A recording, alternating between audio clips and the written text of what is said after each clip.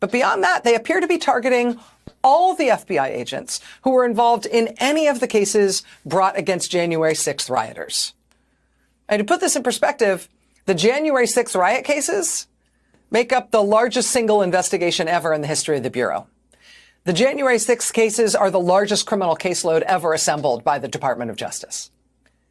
If they are going to try to purge every FBI agent who took any part in any one of these well over 1,000 cases, that's kind of the whole FBI.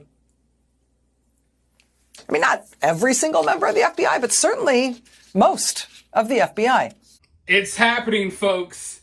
It looks like things are about to go down, and I'm still kind of in disbelief that this is even happening. I need to see it to believe it. But right now, it looks like the FBI is about to just go through a complete overhaul. A lot of these FBI agents who over the past few years have been investigating American citizens for, things like showing up to PTA meetings and maybe being against things like drag queen story hour in their kids' schools, maybe being against the critical race theory and gender theory that's being taught, in public schools across America. The FBI agents who investigated, innocent American citizens like that. And, the ones who try to, basically set people up on January 6th. A lot of these people are about to get gone. They're about to get fired. They've already been given the notice, hey, you're out of here. We need you out of here in a few days. Go ahead and pack up your things and go. Now, like I said, this almost seems too good to be true. But if this is true, then this is the best thing that has happened yet under Trump's second term. And listen, I know that we're only on week 2. So much has happened, so many good things. Trump is delivering on his promises, but this is huge. Because, for America to really be America, to have the freedoms that we're supposed to have, we can't have the FBI weaponized against American citizens for simply expressing their freedom of speech or simply trying to be parents. Because that's a lot of what's been going on here. You see these violent criminals who commit these horrible acts that are always on the FBI watch list. For some reason, they get away with doing all of this wild stuff. They're never stopped. Because for the past few years, our FBI has been more focused on parents. Literally, folks, you can look into it. The FBI has been more focused on parents voicing their concerns about the education their kids are getting in the public school system, voicing their concerns about the indoctrination. The FBI has been looking at parents as if they are domestic terrorists.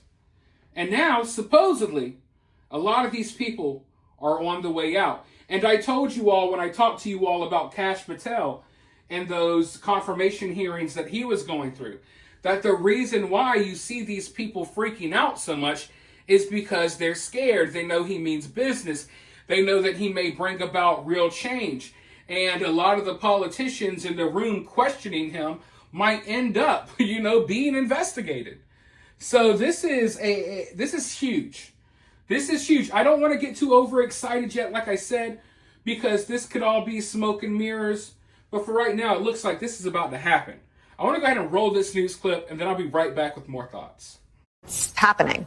It can only be described as the start of a massive, much larger than expected purge at the FBI of FBI agents and officials. Many of them, in one way or another, touch the investigations into Donald Trump. Sources telling NBC News this: the Office of Acting Deputy Attorney General Emil Bove asked the FBI for a list of Bureau employees involved in January 6 cases, sparking panic inside the Bureau by people who fear retribution by the Trump administration amidst an ongoing purge of FBI leadership. Meanwhile, my colleague, NBC's Ken Delanian, reports that several top FBI executives were told to resign or be fired, and that the purge includes more than 20 heads of FBI field offices, including those in Miami and Washington, D.C. The funniest part about all of this. And when I say all of this, the funniest part about everything that has transpired since Trump was inaugurated is that the media reports on these things as if some tragedy just happened. You know, they report on these things in this somber tone, like they're sad, like, oh, the American public should be so worried and so distraught that they're purging the FBI. Oh my God, this is a catastrophe. How could you? Oh, the humanity. You know what I mean? Like, they report this news in that tone, right? And it's like they don't have enough self-awareness to realize most American citizens want this. Why do you keep reporting the good news as if it's bad? You're not convincing many people. You may convince some whacked out freaking leftist that doesn't even know what gender they are because they're freaking lunatics and insane. You're not convincing any sane people with this nonsense anymore. There's a reason why no one watches y'all. No one watches the mainstream media. The only time we tune in is when we make fun of them. I put on the mainstream media because I know within 30 seconds I'll find a clip of them saying something stupid that I can make fun of them about right here on this YouTube channel. But yeah, the FBI, it's happening. The purge is coming. They're getting rid of them. Oh my God. Like no one cares. No one's panicking. This is the best news I've heard in a very long time. You know, unfortunately, the news gets delivered to us in these monotones as if we should be depressed about it. I would rather someone be happy and giddy when reporting this wonderful news, but it is what it is, right? That's what you got me for. So I can come here. You might not see it, but I got a smile on my face that spreads from ear to ear while talking about this. And I'm laughing in the faces of the mainstream media who think that their brainwashing techniques are still working. It's over. Accept the loss.